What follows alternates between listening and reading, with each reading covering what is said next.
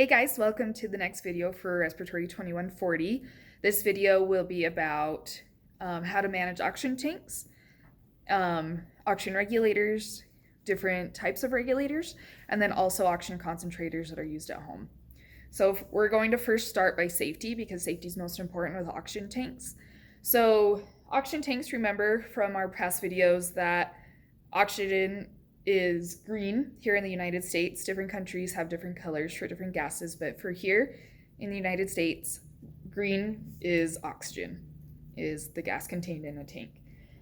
Because oxygen tanks contain 100% oxygen, it supports fire and combustion, so always be very careful to keep it away from any fire, spark, anything like that. Smoking, keep it away because it will support combustion and there will be a risk for fire. Another thing to be concerned about with oxygen tanks is they are compressed gas, so they are under pressure so that we're able to deliver appropriate pressures and flows of oxygen for our patient and that they stay consistent. So make sure that they don't get dropped, punctured, and that they are handled safely to avoid any type risk of anything breaking or coming off. So we're gonna start by going over different tanks. These type of tanks that you guys will commonly see are E-tanks that you'll see in the hospital most of the time. Let me turn it to the side here. This one is on a rack with wheels so that it can safely be transported with a handle here that you can lift up and a bar around to keep it secure. Behind me are what are called H-tanks. These are large tanks that are used for either supplying the hospital, supplying a certain area, or for emergency backup in case there is some type of issue where we lose oxygen from outside the hospital that we use. There's giant tanks. These are for backup and for whatever else you may need. These also have a cart, but other safety features are we always use a chain to tether H-tanks to the wall to make sure that they don't fall forward. And you always be very careful how you move them. Move them against your body and roll them instead of just trying to lift them up and handle them with all your might. Some other equipment we're going to go over is oxygen regulators. This is the type that attaches to the E-tank. You can see here we have where it attaches to, and I will show you that, including these two little notches here that help make sure that it is in the proper placement. We have the gauge. Let's see if I can get that to focus. Okay. So we have the gauge. So you can see the needle right now is to empty because it's not attached to anything. 2000, this is measured in PSI. So 2000 PSI is considered a full tank. And then as the pressure goes down, the needle will go down. If a tank is at 500 PSI or less, it is considered empty. Over here is where you adjust your liter flow. So you can set to whatever your patient needs. And then this is the adapter where the oxygen will come from that you can attach your oxygen device, such as your nasal cannula. So that is a regulator for an E-tank, and I'll show you how to attach that. For H-tanks, there are a couple different types of attachments. This one is called a board-on gauge. It kind of looks like the letter B a little bit. That's how I remember it's a board-on. We attach it through here. By twisting on, there will be a twist adapter, which again I will show you. Our pressure gauge, which will tell us the PSI within the tank and how full our tank is. And then on this one specifically, this is a connection called a quick connect. So if you have a oxygen device that connects to the wall, you can attach it here to the quick connect, such as a ventilator or a high flow or a BiPAP. Another type will be similar attachment, attached to the H-tank, our pressure gauge, but we have our liter flow for oxygen. If we need to administer oxygen, with a place we can attach a Christmas tree or nipple nut adapter. then the third one I'm going to show you, same thing, different structure about it. Attaches to the H tank here. Our gauge, our liter flow we can adjust,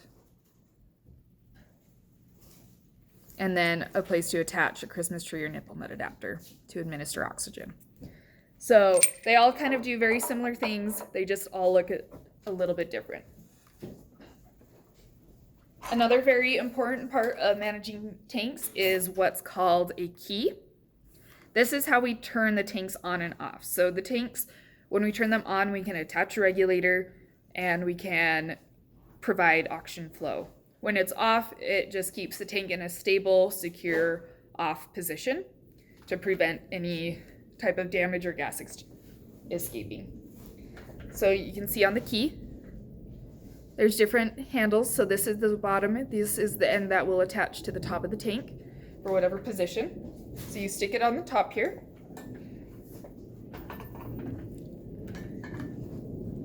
And to begin with, if you have a brand new fresh tank, you'll do what's called cracking. What it is just releasing a little bit of pressure in order for debris to escape so that we don't have any debris going to our patient or ruining our regulator. So we just add a little bit, and you just say cracking tank,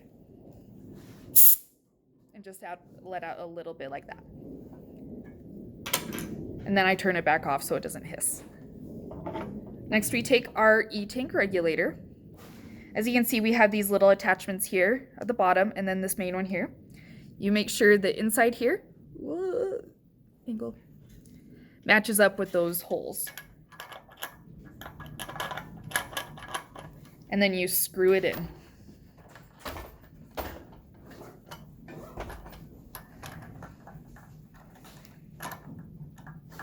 So that it all lines up nice.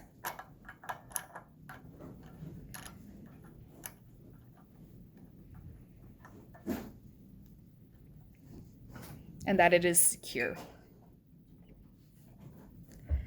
So while it's attached and the tank's off, you can see that our pressure gauge is at 0. After that, you take your key and you turn your tank back on by turning it on. It's probably a little hard to see in this video, but in lab we can practice. So you can see the needle, instead of empty, now says that we have about 1500 psi. So we have oxygen in this tank that we can use. After that, we can adjust our flow. And we can attach our oxygen device, such as a nasal cannula, for our patient, so that we can administer oxygen away from the wall. If we're traveling with our patient, if we're moving them somewhere, that's how we would use the E-tank. So taking the regulator off, I turn my tank off, make sure it's nice securely. I'll let out a little bit of air that's remaining.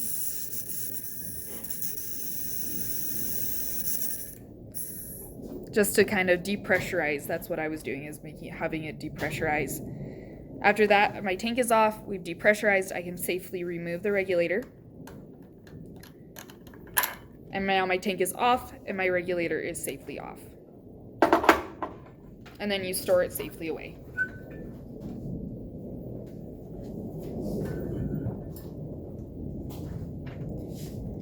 With H tanks, they're a little bit bigger. They come with these big caps on them. It's kind of loud. Take it off. And set this aside. Let's see if I can, sorry guys, 2 seconds. You're going on a trip. All right, perfect. So with the H tank, it's a little bigger, it's a little more secure. If you need it, we have wrenches.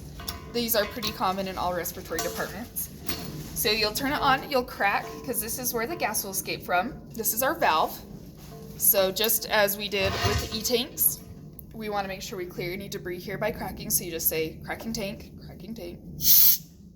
let out a little bit to get that debris out. Next, we will attach get our regulator of our choice of what we need to use, put it on, and screw it on. Sorry.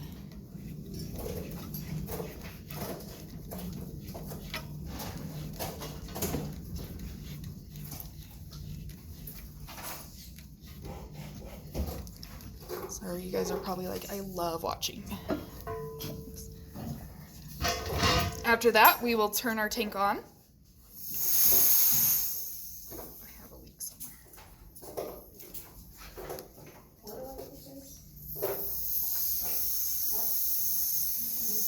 Which you can then see our PSI go up. We'll turn it off. And since this one, we have the quick connect, it will depressurize. So with our tank off, we can safely take off this attachment. So let's say we needed to switch to a different attachment. There we go. We could use same attachment. It's the bigger attachment is how you'll always know it's for the H tank. A lot of times with the nut that covers, you'll attach. We'll screw on. We can see our pressure gauge here, which for the video I'm putting at a weird angle just so that we can observe. Turning it on.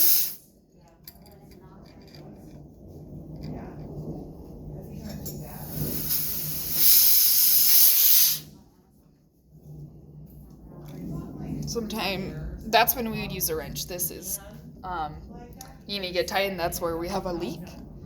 So turn it on, we'll pressurize up, and then we'll have our liter flow that we can administer oxygen with our flow meter. Okay.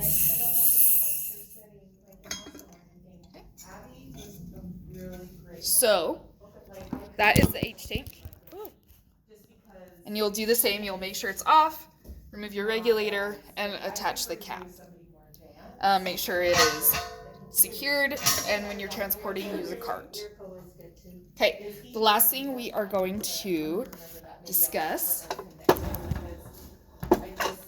is